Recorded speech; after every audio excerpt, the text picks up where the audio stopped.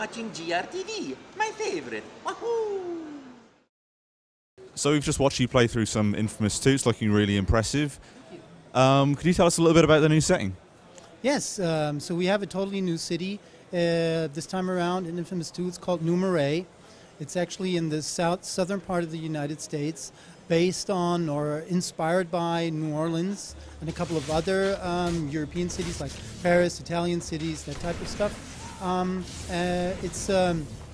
It's got different types of architecture than Empire City. So if you remember, Empire City is sort of a northeastern town. It's got skyscrapers and flat roofs and that type of stuff. We're not doing that this time. We're wanting to improve on parkour, the parkour element of the game, which we think is very important.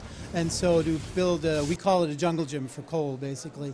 Build a better jungle gym for him. You know, we use that type of architecture, giving you different heights of the buildings, angled roofs, lots of verandas. We have now metallic parts like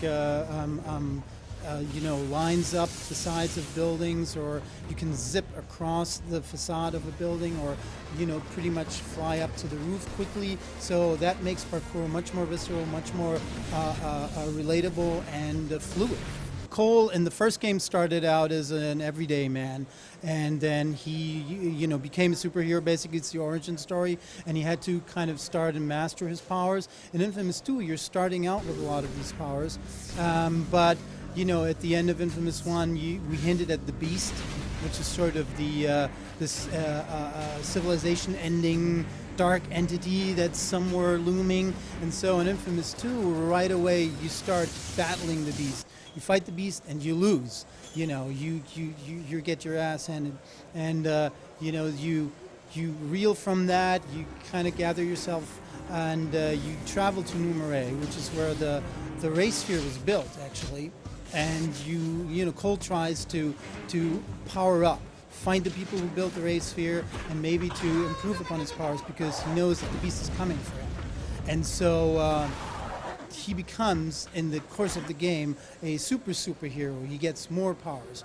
Well, you already may have seen the Ironic Vortex, we call it, sort of this electrical cyclone from the E3 mission. And at Gamescom here, we're revealing the Kinetic Pulse, which is also based on his electricity. You think about a kind of electromagnetic influence on metallic, movable objects in his immediate vicinity. He can influence them, pick them up, and use them as weapons. Right now, we're primarily using cars, but I mean, there's lots of elements in the environment. And like I said, we're building the city to sort of reflect his amped up powers, and that's going to be part of it. Were there criticisms of the first game that you're responding to this time around? Well, funny you should ask that, because one of the criticism was Cole, actually, the main character, that we kind of reacted to when we, at Sucker Punch we sort of have the philosophy leaving no stone unturned. When we look at Infamous 1, everything was sort of up for grabs. Kind of how does it work well? Mainly how can we improve upon it? And Cole was one of them. And we experimented with a lot of things. We have now a new actor for Cole, who was in the first game he was just a voice actor. The second game we're actually doing motion capture. So we needed an actor who not only could portray him with his voice, but also doing the physicality for the motion capture.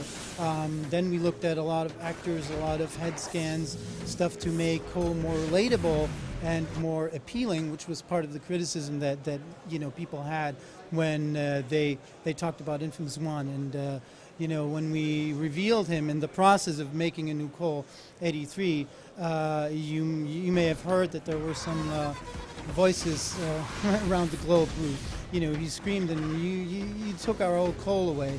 Actually, people were very much in love with the character Cole, which took us a little aback, frankly.